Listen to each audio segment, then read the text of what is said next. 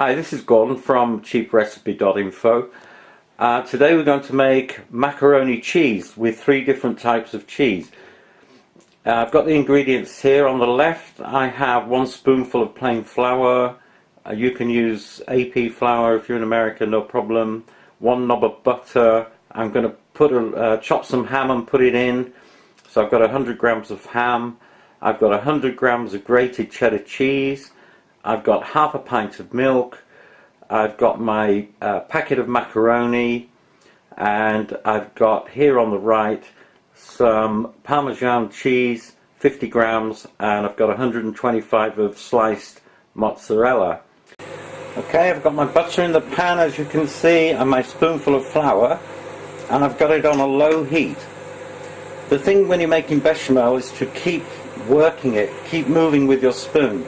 I've got a wooden stirring stick here, and I'm going to melt off the butter, and as you can hear, my milk is in the microwave, and I'm just waiting that it's doing for 1.5 minutes just to warm it up. It will make things quicker.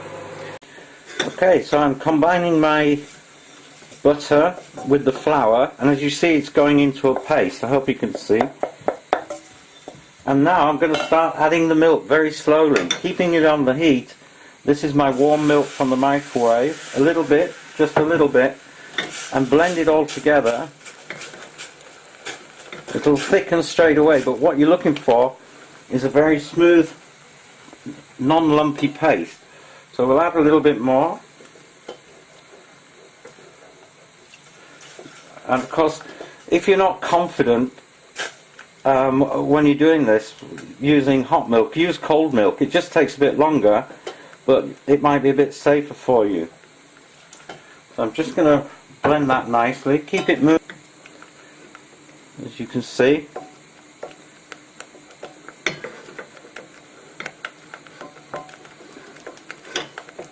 Some people use a whisk for this, but I prefer the wooden spoon. A bit more milk,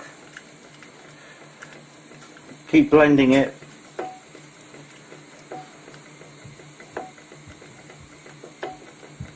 It's still nice and thick because the flour will thicken it quite quickly.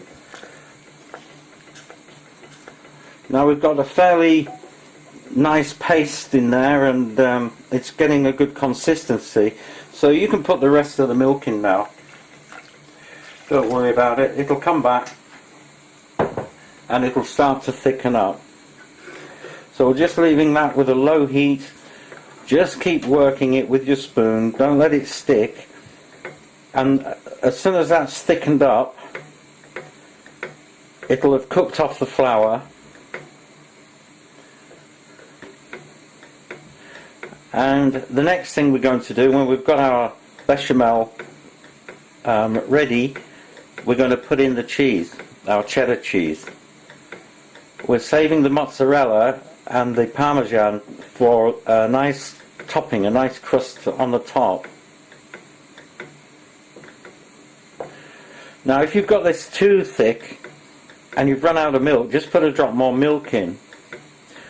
If it's too thin, and if it's not thickening up after a few minutes, it will if you leave it. It'll just evaporate off the water and the milk, and it will thicken. We don't want it too thick, but we want a nice sauce, not lumpy. So spend a bit of time with this one. Okay, our bechamel's cooked out. It's nice and smooth. It's not particularly lumpy. And I'm just going to season it a little bit.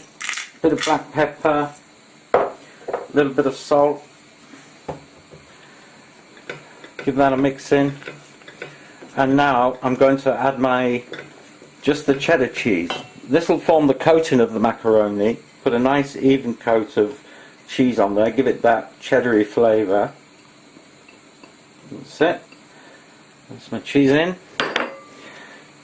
That'll mix in, that'll melt, the heat of the sauce will melt the cheese. And you can, of course, like I've said before, if you make a bechamel, you can have a nice poached egg with bechamel. Don't forget to season it, a little bit of salt and pepper. You use the same bechamel without the cheese for lasagna. And okay folks, our macaroni is finished. I've drained it. I've got the cheese sauce, which was bechamel, but we put cheese in it. Whack that in. Get it all in there. It's all good stuff. All very tasty.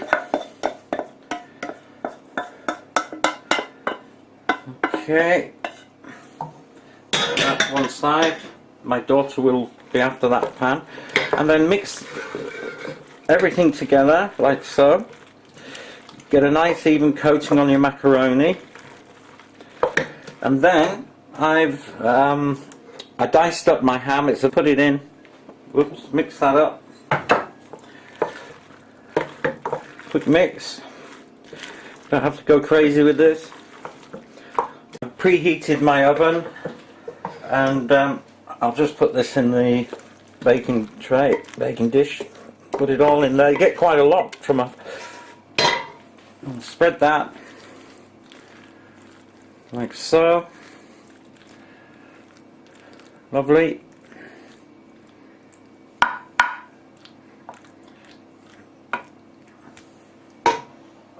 And then I'm taking my parmesan, spread it round, put it all in there.